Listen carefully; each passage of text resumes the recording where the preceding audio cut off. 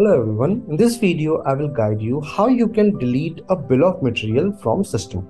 So first of all you need to click on browse modules, then you need to go in your production. Click on production module. After that you need to click on bill of materials. Now these are the list of bill of material which are created. So suppose in this bill of material I want to delete one of bill of material. How I can do so?